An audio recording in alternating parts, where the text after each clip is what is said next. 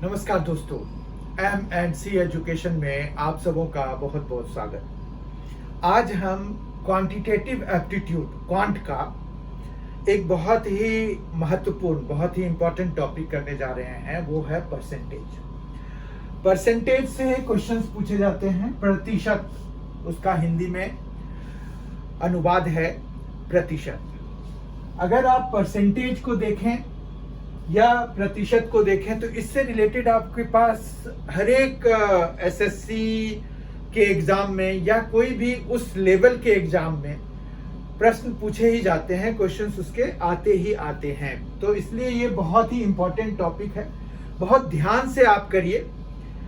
Percentage क्या होता है वो हम जानेंगे, प्रतिशत क्या होता है वो हम जानेंगे। सबसे पहले तो इनके पीछे कंसेप्ट क्या है। परसेंटेज को अगर आप देखें तो ये पर, ठीक है, और सेंटेज में अगर आप इस तरह से ध्यान रखिए कि सेंचुरी, ठीक है। तो परसेंटेज जो है हमारा सेंचुरी से रिलेटेड हो गया। और हिंदी में भी अगर हम देखें तो प्रति का क्या मतलब होता है। प्रति मतलब हर एक, ठीक है। यहां पर का मतलब भी हर एक होता है, यहां प्रति का मतलब भी हर एक होता है। और शत का मतलब क्या होता है? शत का मतलब होता है 100। सेंचुरी का मतलब क्या होता है? 100। पर का मतलब होता है फॉर एवरी, ठीक है। फॉर एवरी आप लिख सकते हैं इसके लिए। तो यही है इसका मीनिंग, ठीक है। तो मतलब ये हुआ कि प्रतिशत हो गया, पर सेंचुरी, ठीक है। तो मतलब फॉर एवरी 100 या प्रति मतलब हर एक 100 के लिए कितना, ठीक है। तो प्रतिशत का यही है लिटरल मीनिंग, जो कि आपको समझ में आ गया होगा कि प्रतिशत का क्या मतलब है, ठीक है। यहां तक कोई दिक्कत नहीं है। अगर आप देखें तो हम जो है परसेंटेज के लिए ये सिंबल यूज करते हैं, ठीक है। ये सिंबल यूज करते हैं हम। तो हमारे पास जैसे अगर कोई बोल रहा है 25%, तो इसका मतलब हो गया कि 25/100 वो बोल रहे हैं, ठीक है। और अगर कोई बोल रहा है 40%, तो इसका मतलब है कि 40/100 की बात कर रहे हैं, ठीक है। अगर आप इसको डायरेक्टली डेसिबल में चेंज करना चाहते हैं तो वो भी हमारा एक रिप्रेजेंटेशन हो जाता है प्रतिशत के लिए या परसेंटेज के लिए। तो ये है 0.25, जबकि इसको आप कैसे लिख सकते हैं? 0.4। आप 0 भी लिख सकते हैं। अब चूंकि डेसिमल के बाद अगर सबसे एक्सट्रीम में कोई 0 हो, एक्सट्रीम राइट में कोई 0 हो, तो वो आप ना भी लिखें तो चलता है। तो 0.4 भी अगर आप इसको लिखेंगे तो ये सही है, कोई दिक्कत नहीं है, ठीक है।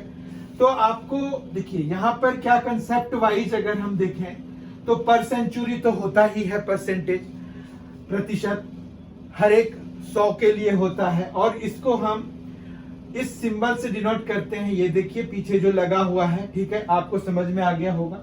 और प्रतिशत को या परसेंटेज को आप जो है डेसिमल में 0.25 जैसे लिख सकते हैं। किसको? 25% को 0.4 या 0.40 लिख सकते हैं फॉर 40%।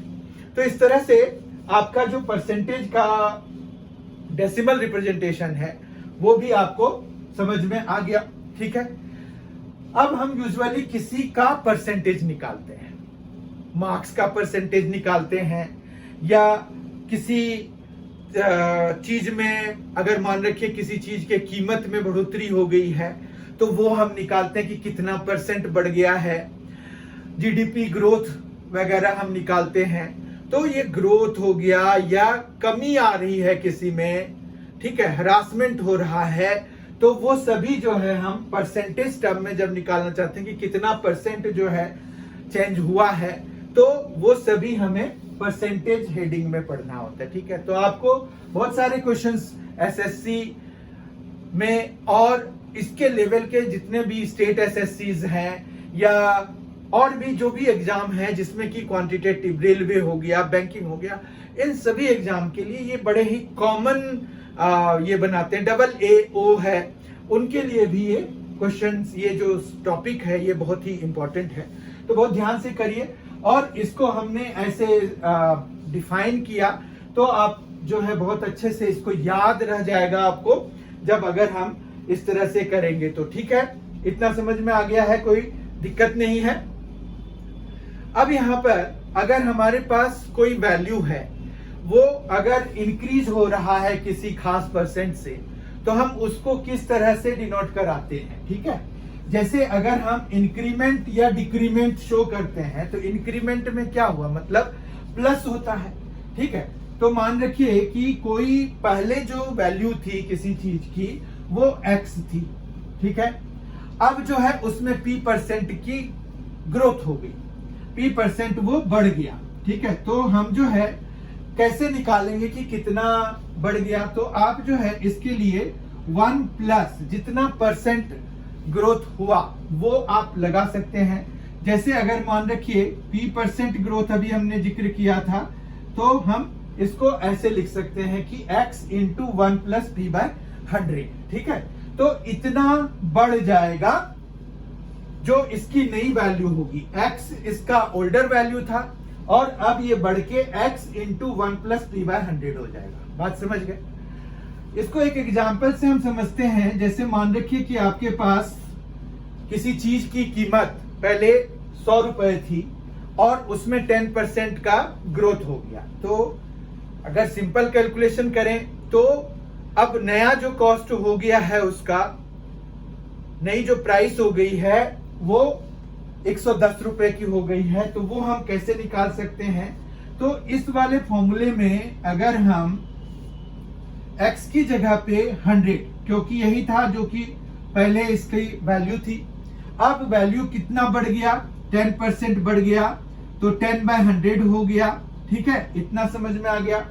अब देखो ये जो है आपने इसको कैंसिल करा दिया, एक एक जीरो, तो आपके पास यहां पर क्या आ गया 100 और इनटू में आ गया 1 प्लस 1/10। कोई प्रॉब्लम नहीं है यहां पर। अब जो है इसको अगर हम लिखेंगे तो 100 इंटू 11/10 लिख सकते हैं, और फिर इस 10 से हम एक जीरो यहां कैंसिल करा दें तो 10 और इंटू में 11 आ जाएगा, जो कि हमारे पास 110 हो जाएगा।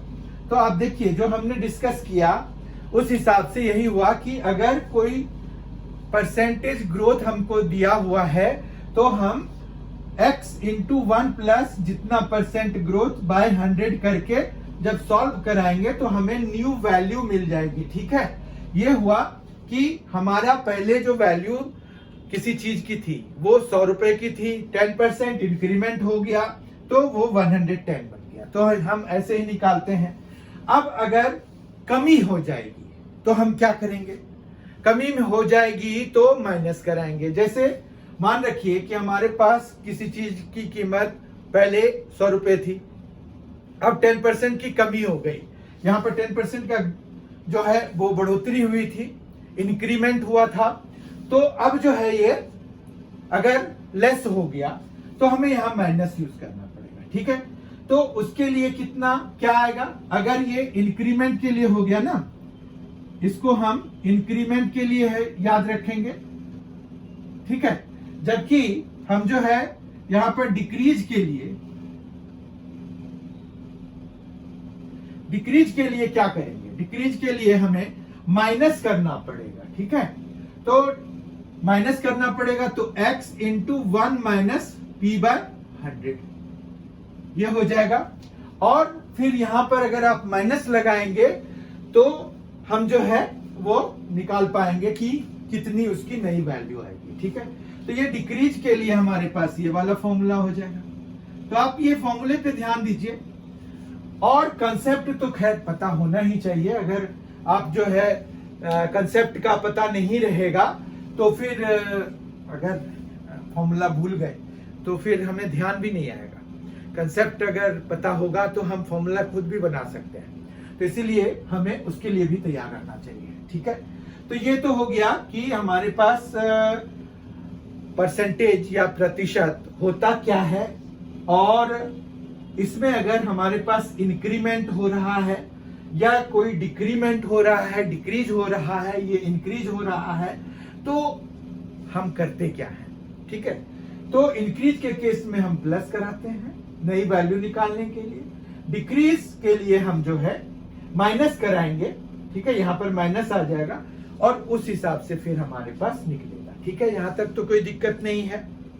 अब एक बहुत ही इंपॉर्टेंट क्वेश्चन आता है हमारे पास, वो होता है कि if the price of a commodity increases by R%, price जो है R% बढ़ गया किसी का, देन रिडक्शन इन कंजम्पशन, बहुत ही इंपॉर्टेंट क्वेश्चन है, बहुत ध्यान से समझिए कि अगर किसी कॉमोडिटी की प्राइस R% बढ़ गई तो कंजम्पशन कितना कम करेंगे, जो कि हमारा एक्सपेंडिचर का जो लेवल है वो सेम रह जाए। ऐसे क्वेश्चंस पूछे जाते हैं हमारे पास, खास करके जैसे शुगर वगैरह के से रिलेटेड क्वेश्चन की अगर शुगर की प्राइस जो है 10% बढ़ गई है, ठीक है, तो हमें कंजम्पशन कितना कम करना चाहिए, तो कि जो हमारा रिजल्टेंट है ऐसा हो कि अभी जितना खर्च हो रहा है वो इंक्रीमेंट मतलब प्राइस इंक्रीमेंट के बाद भी उतना ही पैसा हमें लगे, उतना ही एक्सपेंडिचर हो, उसमें हमें कोई ज्यादा खर्च ना करना पड़े। समझ रहे हैं आप?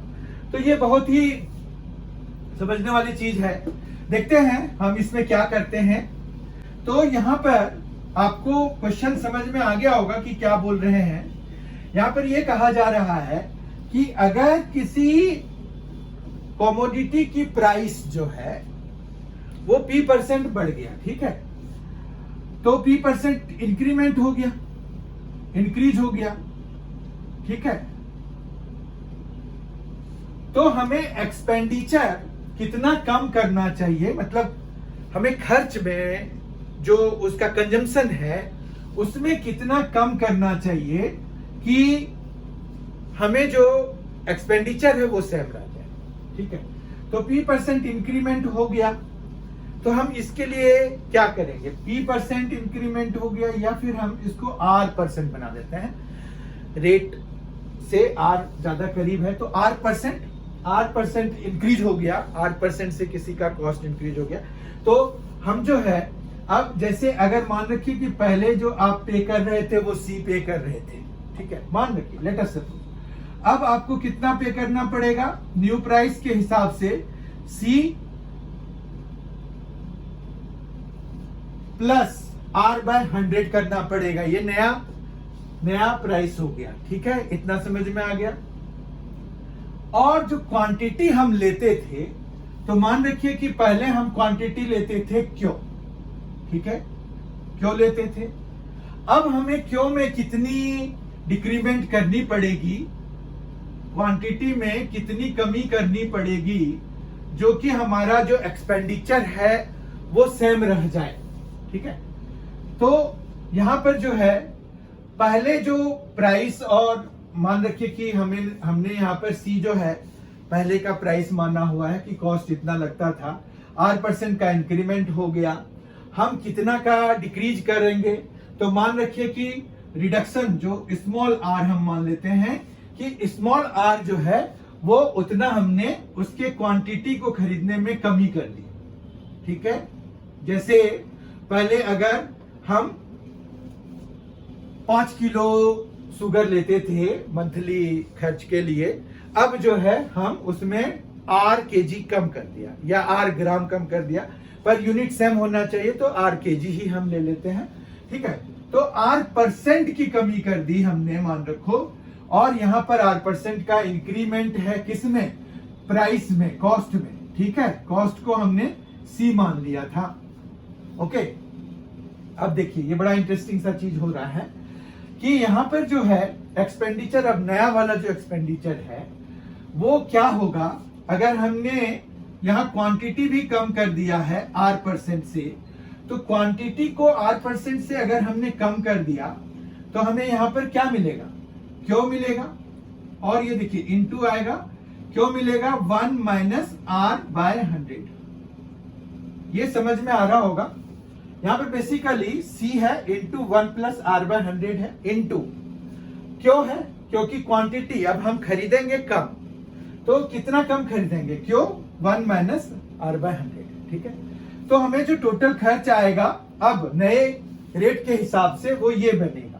ठीक है, और हमारा जो पुराना हिसाब किताब था वो तो सीधा सीधा C इंटू क्यू था। ठीक है, तो हम इसको C क्यू यहां पर लिख सकते हैं, कोई दिक्कत नहीं है। तो देखिए ये है C 1 प्लस R/100, मतलब अब जो है हमारा कितना कॉस्ट बढ़ के हमें देना पड़ेगा वो C इंटू 1 प्लस R/100 से आएगा, और हमने क्वांटिटी में मतलब कंजम्पशन में कमी कर दी R% की, तो ये हमें आ गया क्यों इंटू 1 माइनस R/100। अब हमारा क्वेश्चन ये है कि एक्सपेंडिचर हमें पुराने लेवल का रखना है। एक्सपेंडिचर क्या होता है, जितना हमें कॉस्ट लग रहा था पर केजी या पर यूनिट का, और जितनी हम क्वांटिटी परचेज कर रहे थे, तो उन दोनों को आपस में मल्टीप्लाई कराएंगे तो हमें क्या मिल जाएगा, एक्सपेंडिचर मिल। तो हमारा जो एक्सपेंडिचर है वो हमारा सीक्यू के बराबर आ जाएगा। ठीक है, अब इसको सिंप्लीफाई करने की जरूरत है, तो हम यहां पर C प्लस CR/100 ये आएगा, इनटू में आएगा Q minus Q R/100।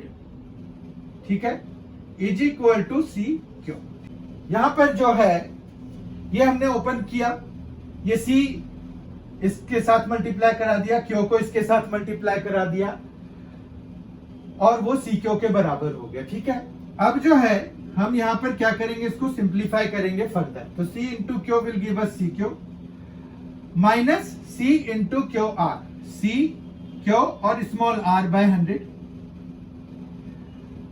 This into this will give us plus C R Q/100 minus ये आ जाएगा C R Q R, C R Q R by 100 square आ जाएगा। ठीक है, और ये C Q के बराबर होगा। अब जो है हम इस C Q को इस C Q से कैंसिल करा सकते हैं, कहीं कोई दिक्कत नहीं है। अब जो है हम माइनस वाले टर्म्स को दूसरी साइड ले जाते हैं, तो ये आ जाएगा C R Q/100, ये सिर्फ हमने प्लस वाले को इधर रख लिया। अब ये आ जाएगा C Q R/100 और plus C R Q R/100 square. ठीक है, अब अगर आप देखिए तो C Q इधर भी है, C Q इधर भी है, C Q इधर भी है, और अपॉन में 100 तीनों जगहों पे है, तो हम C Q/100 को कॉमन ले लेते हैं। C Q/100 कॉमन लेंगे तो इधर सिर्फ कैपिटल R बचेगा, जबकि इधर जब हम C Q/100 इन दोनों ही टर्म्स से कॉमन लेंगे तो यहां पर सिर्फ R बचेगा। देखिए आप, C Q तो हमने कॉमन ले लिया है, और इधर क्या बचेगा, इधर बचेगा C Q कॉमन लेने के बाद R/100। ठीक है, इतनी सी बात समझ में आ गई होगी, कोई दिक्कत नहीं है इसमें। अब जो है ये C Q/100 हमने जो कॉमन लिया था वो हम कैंसिल करा सकते हैं, क्योंकि ये दोनों साइड पर एज कॉमन आया हुआ है, तो हम कॉमन कैंसिल करा सकते हैं। रिमेंबर, हमें जो है ना इस स्मॉल r की वैल्यू निकालनी है, क्योंकि हमें क्या क्वेश्चन में रहता है कि हम कंजम्पशन कितना कम करें।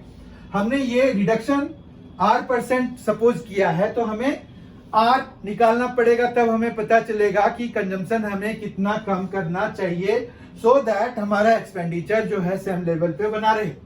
ठीक है, तो R हमने कॉमन ले लिया, यहां पर क्या आ रहा है, ये अगर R कॉमन लेंगे तो 1 प्लस R/100। ठीक है, हमें स्मॉल r की वैल्यू निकालनी है, तो हम इस R को यहां पर छोड़ के बाकियों को हम दूसरी साइड ले जाएंगे। ठीक है, तो ये हमें आ जाएगा R is equal to capital R by 1 plus R/100। ठीक है, यहां तक तो कोई दिक्कत नहीं है। उसके बाद जो है हम इसको सिंप्लीफाई जब करते हैं तो ये आ जाएगा R बाय 100 प्लस R और इनटू में आ जाएगा 100। ये एलसीएम जो आएगा ये 100 प्लस R हो जाएगा। ये जो 100 एलसीएम आया वो यहां आ गया। ठीक है, तो आप अगर देखिए तो हमें जो है consumption R by 100 plus R into 100% कम कर लेना चाहिए सो दैट हमें जो एक्सपेंडिचर है वो सेम रह जाए।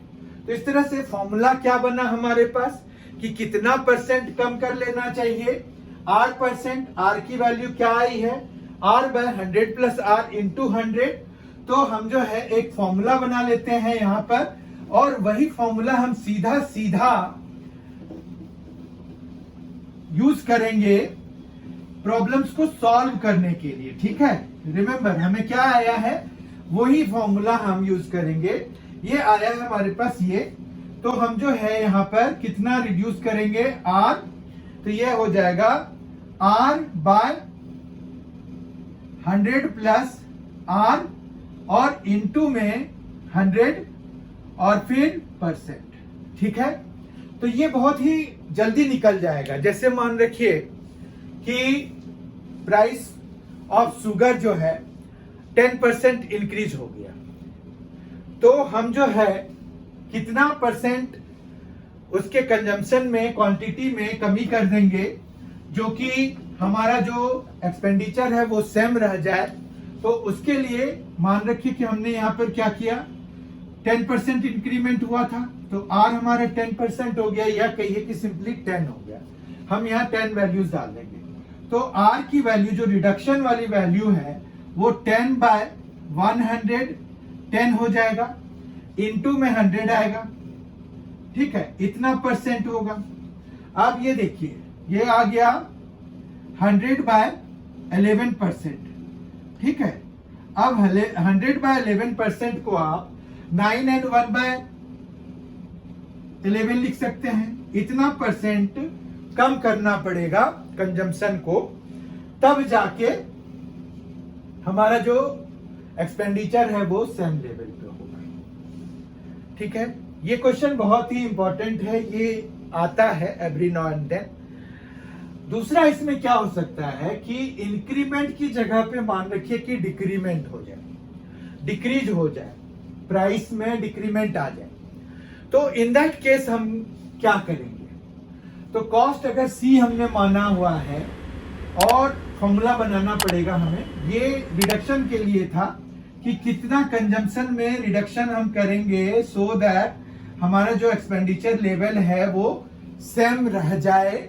बहुत ध्यान से समझिए इन चीजों को, कंसेप्चुअल चीजें हैं। ठीक है, अब जो है हम देखते हैं कि अगर कॉस्ट कम हो जाए तो एक्सपेंडिचर हम कितना बढ़ा सकते हैं, मतलब हमारे पास लिबर्टी कितनी आ जाएगी कि हम जो है एक्सपेंडिचर बढ़ा भी दें, मतलब जो क्वांटिटी है उसको हम ज्यादा कर दें तो भी हमारा जो है सेम ही रहे। ठीक है, अब थोड़ा सा हम इसको अच्छे से करते हैं।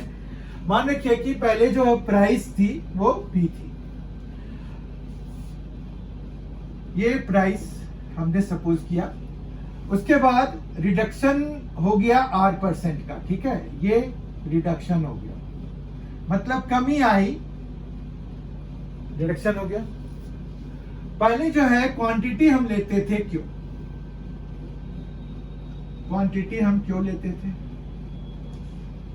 अब जो है हम R% से इसमें बढ़ा देंगे तो ये हम इंक्रीज कर रहे हैं किसमें, क्वांटिटी में कितना इंक्रीमेंट हम कर सकते हैं, ये हमें पता करना है। अगर हम एक्सपेंडिचर वाइज देखें तो पहले हमारा एक्सपेंडिचर क्या है, P इंटू क्यू है। ठीक है, P इंटू क्यू हमारा एक्सपेंडिचर है पहले। रिडक्शन करने के बाद हमारे पास आ गया P into 1 minus R by 100। ठीक है, और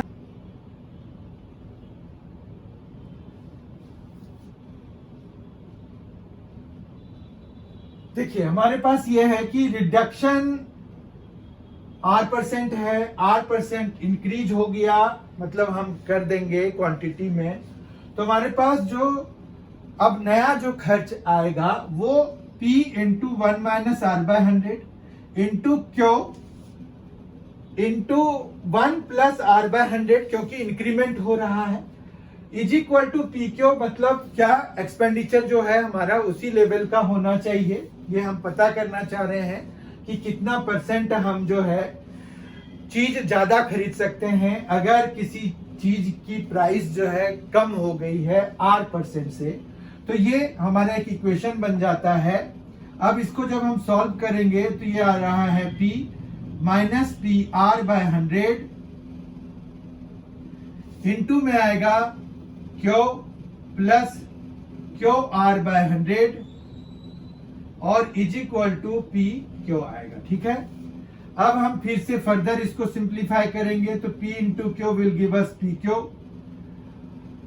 प्लस ये आ जाएगा P Q R by 100 minus P R Q by 100 minus P R Q R by 100 square is equal to P Q.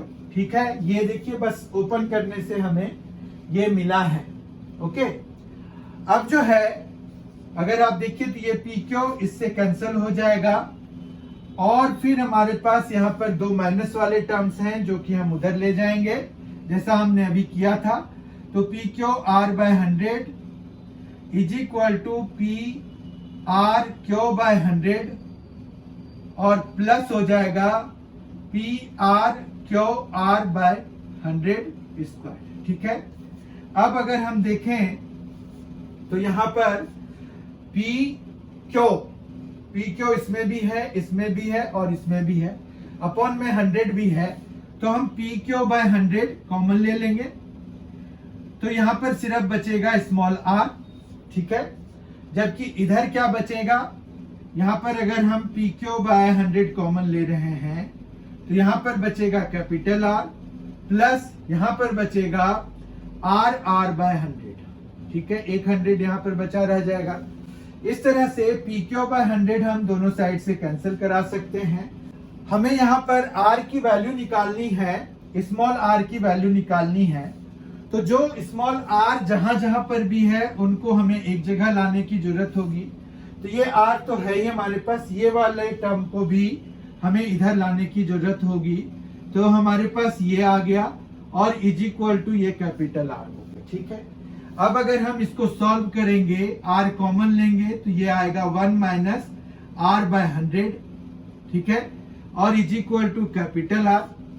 इसको हम फर्दर जब सॉल्व करते हैं तो ये R इज इक्वल टू क्या आ जाएगा, R by 1 minus R by 100 और जो कि फर्दर हो जाएगा R by 100 minus R in 100। ठीक है, R by 100 minus R into 100 ये हो जाएगा।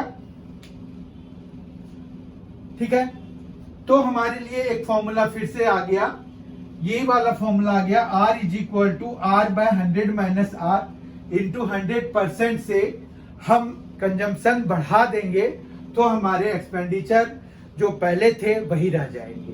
ठीक है, तो इस तरह से हम सिर्फ फॉर्मूले पे कंसंट्रेट करेंगे। ये हमें चूंकि आना चाहिए तो हम जो है कर रहे हैं, पर आप जब भी प्रॉब्लम सॉल्व कर रहे होगे तो you will not do the whole derivation है, आप सीधा सीधा फॉर्मूला लगाओगे और आपको आंसर आ जाएगा। ये है R is equal to R by 100 minus R into 100%। ठीक है, इतना परसेंट कंजम्पशन अगर हम बढ़ा दें तो हमारे पास जो पहले जितना प्राइस लगता था हमें उतना ही लगेगा, इवन इफ प्राइस रिड्यूस हो गया है। ठीक है, तो ये है हमारे पास और इस तरह के क्वेश्चंस हमें पूछे जाते हैं। ठीक है, परसेंटेज से रिलेटेड ये बहुत ही इंपॉर्टेंट कंसेप्ट था जो हमने किया। ठीक है, उसके बाद हमारे पास जो है पॉपुलेशन का भी आता है। अब पॉपुलेशन ग्रोथ जो होता है ना, वो होता है कंपाउंड इंटरेस्ट के हिसाब से बढ़ता है ना। ज्योमेट्रिक ग्रोथ होता है पॉपुलेशन का, एक्चुअली होता तो एक्सपोनेंशियल ग्रोथ है, पर हम उसको ज्योमेट्रिक ग्रोथ भी कहते हैं। अभी पॉपुलेशन ग्रोथ को हम ज्योमेट्रिक ग्रोथ भी कभी कभी कह देते हैं, ऐसे एक्सपोनेंशियल ग्रोथ होता है उसका, ठीक है। तो पॉपुलेशन ग्रोथ में अगर मान रखिए कि किसी खास समय में किसी शहर का पॉपुलेशन P था, अब R% का अगर उसमें इंक्रीमेंट हो रहा है तो नया पॉपुलेशन कितना हो जाएगा, ये अगर हमें पता करने के लिए कहा गया है तो हम जो है कैसे पता करेंगे। पॉपुलेशन मान रखिए आफ्टर n ईयर्स हमें पता करना है, ठीक है। ये पॉपुलेशन पहले था मान रखिए P0, और आफ्टर n ईयर्स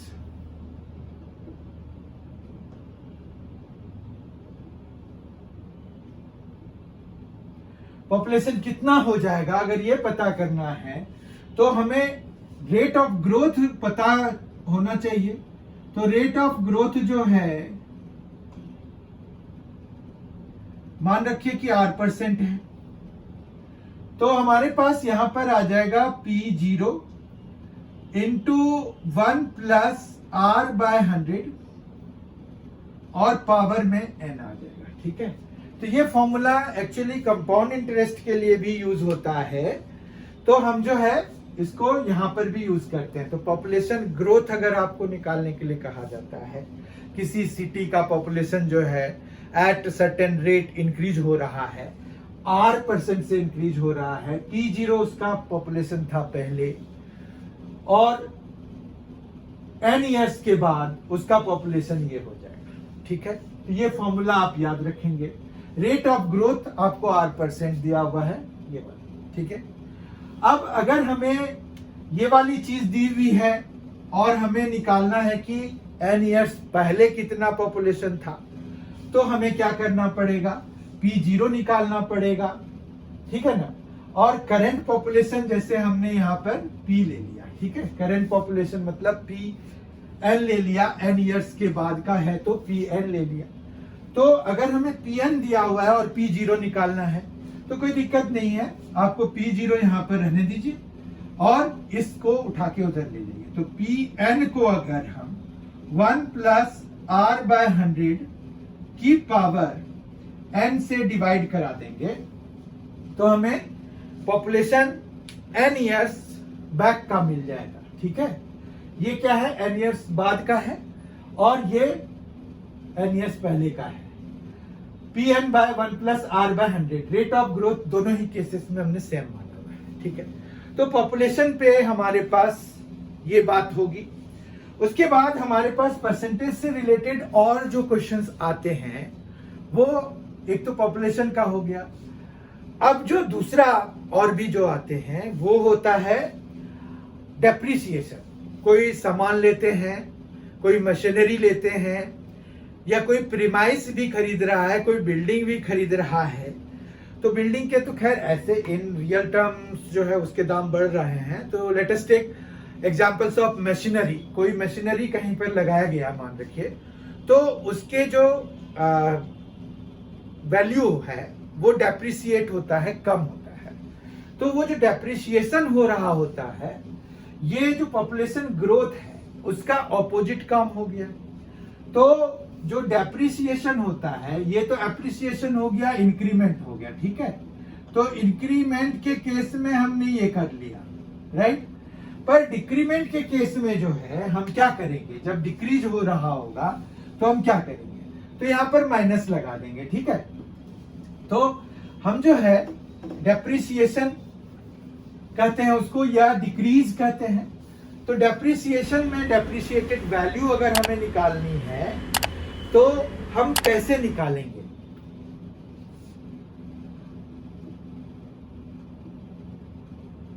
डेप्रिसिएशन, ठीक है। डेप्रिसिएशन में मान रखिए कि R% से किसी की प्राइस में कमी आ रही है या वैल्यू में कमी आ रही है, तो n ईयर्स के बाद जो वैल्यू है Vn मान लेते हैं, तो उसका जो इनिशियल वैल्यू था उसमें से 1 माइनस R/100 पावर n का कमी हो जाएगा, तो ये हमें फाइनली पता चल जाएगा कि कितना उसका वैल्यू अब है। ठीक है, और फिर वही बात, अगर हमें Vn दिया हुआ है और V0 हमें निकालना है, तो सिंपल सी बात तो यही है ना कि V0 आप यहां पर रहने दीजिए, इसको इधर लाके डिवाइड करा दीजिए, तो Vn by 1 minus R by 100 आएगा, पावर में n आएगा। तो ये मशीन का जो पहले ओरिजिनल कॉस्ट क्या था, अगर हमें डेप्रिसिएटेड वैल्यू दिया हुआ है मशीन का, तो हम जो है ये डेप्रिसिएटेड वैल्यू है Vn, तो हम जो ओरिजिनल प्राइस है उसका जितने में वो खरीदा गया था वो हम निकाल सकते हैं, कोई प्रॉब्लम नहीं है। और एक बहुत ही इंपॉर्टेंट क्वेश्चन आता है हमारे पास कि अगर कोई ए और बी दो स्टूडेंट्स हैं, ए ने बी से 10% ज्यादा नंबर गेट किए हैं किसी एग्जाम में, तो बी कितना लेस किया है ए से गेट, ये क्वेश्चन निकालने के लिए कहते हैं। मतलब ये है कि अगर ए जो है 8% मोर देन बी है, तो बी जो है कितना परसेंट कम है ए से, ये बताने के लिए आपको कहा जाता है। ठीक है, तो वो भी हम अभी सीखते हैं कि कैसे होगा। तो मान रखिए यहां पर क्या कह रहे हैं कि क्या निकालने के लिए कह रहे हैं कि अगर ए जो है बी से R% ज्यादा है, A is R% more than B, तो बी जो है ए से कितना कम है ये पता करना है। तो this implies B is less than A by कितना परसेंट कम है, ये हमें अगर पता करना है तो वो है R by 100 plus R into 100%। I hope कि आपको समझ में आ गया होगा। अभी हमने इस तरह का किया था, क्या किया था, वो जो प्राइस और क्वांटिटी वाला था कि प्राइस अगर बढ़ गया तो हमें क्वांटिटी कितनी कम करनी पड़ेगी। तो बात तो वही हो गई ना कि अगर ए जो है R% मोर देन बी है, तो बी कितना लेस है, तो R बाय 100 प्लस R और इंटू 100% हो गया। इसी तरह से अगर ए इज